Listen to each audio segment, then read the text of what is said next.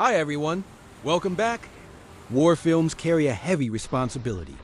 When a movie chooses to depict the historic invasion of Normandy, the real-life D-Day of World War II, it steps into sacred ground. Thousands of lives were lost on those beaches. The story demands gravity, respect, and authenticity. But watching D-Day raises an almost unbelievable question. Does this film actually exist as a serious attempt to portray history?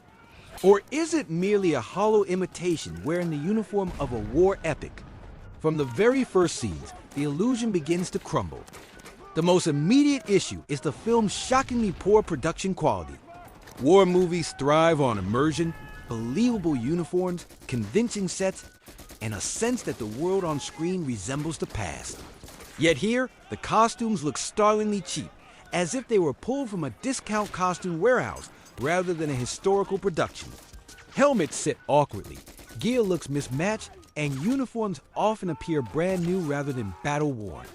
Even more troubling are the historical inaccuracies. The real Normandy invasion was a massive, coordinated assault involving thousands of ships, aircraft, and soldiers storming fortified beaches. But in this film, the scale feels painfully small. Instead of a monumental military operation, it resembles a handful of actors wandering around empty terrain pretending a war is happening somewhere off camera. For a story tied to one of the most consequential days of the 20th century, the lack of authenticity feels less like a budget limitation and more like a failure of respect. Unfortunately, the performances do little to salvage the experience. The acting throughout the film feels stiff and wooden, with characters delivering lines as if they're reading directly from cue cards. Dialogue is equally problematic.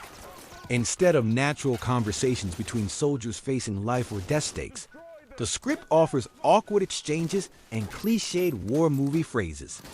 Lines meant to sound heroic or dramatic instead feel forced and unconvincing, constantly reminding the viewer that this is a low-budget production struggling to maintain the illusion. As a result, any chance of emotional connection quickly disappears. Then come the battle scenes, the moments that should define a film about D-Day.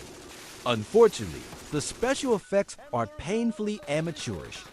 Explosions appear artificial, gunfire lacks impact, and the overall visual effects feel more like a student project than a cinematic recreation of history. Rather than conveying the chaos and terror of a battlefield, the combat sequences often look staged and oddly empty. The result isn't tension or excitement, it's distraction. Instead of pulling the audience into the battle, the effects constantly remind us that none of this feels real.